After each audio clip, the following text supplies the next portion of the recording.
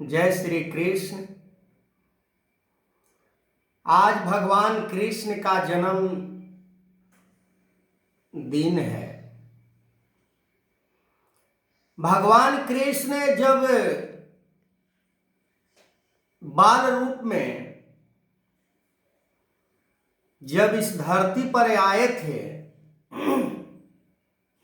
देवकी और वासुदेव के घर में उन्होंने जन्म लिया और बाल रूप में ऐसे ऐसे कौतुक लीला उन्होंने किया कि शायद आज इंसान सोच भी नहीं सकता है। पर भगवान जिस रूप को जब चाहे तब धारण कर सकते हैं। निराकार के साकार रूप भगवान कृष्ण जब अवतरित हुए थे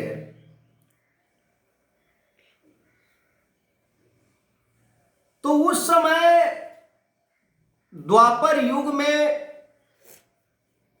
ऐसे ऐसे क्रूर आतताई आसुरी प्रवृत्ति से युक्त होकर संसार में विचरण कर रहे थे, जिससे कि संसार में दुनिया में उनसे छुटकारा दिलाने का उन्होंने काम किया। जैसे एक कंस नामक शक्तिशाली जो इतना अहंकारी, इतना घमंडी, इतना क्रूर बुद्धि वाला, जो भगवान कृष्ण को भी मारने का उसने प्रयास किया था, पर भगवान के सामने किसी का कोई ताकत काम नहीं करता है।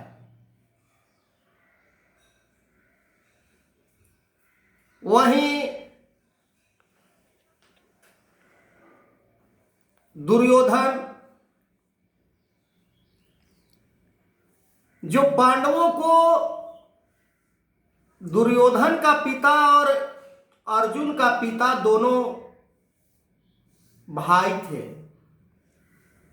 पर दुर्योधन के मन के अंदर इतना स्वार्थ था कि पांडवों को एक धूर भी जमीन देने का इच्छा नहीं रखता था कि मैं दूं।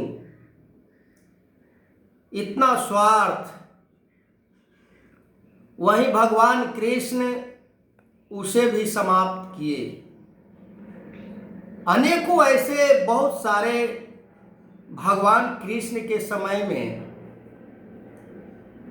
राक्षस प्रवृत्ति वाले लोग थे,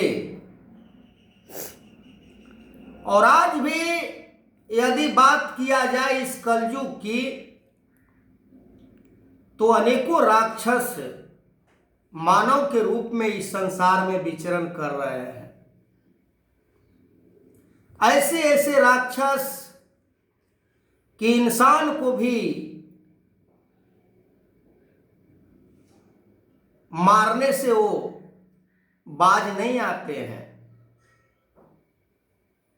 केवल संसार के कुछ चीजों के लिए।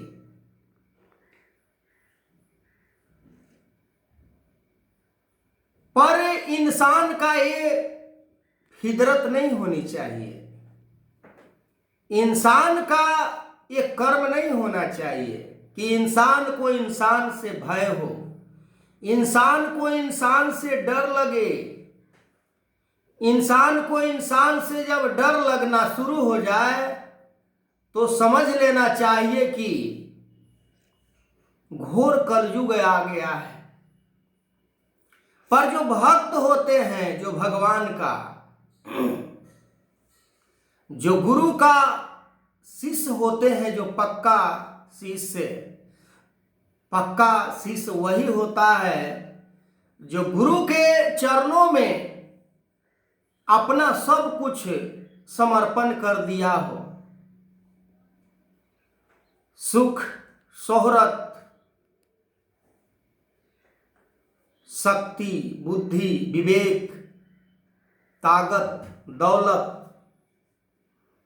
सब कुछ समर्पण कर दिया हो, वही ये संसार में वास्तविक परमात्मा के स्वरूप को देखता है। बाकी तो बात बनाने वाले, चापलूसी करने वाले, पक्षपात करने वाले, दूसरों के ऊपर,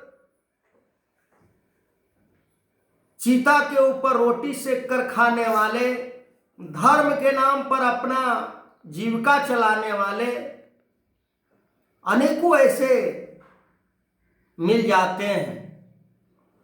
पर जो गुरु के चरणों में समर्पण होकर जीवन जिया जाता है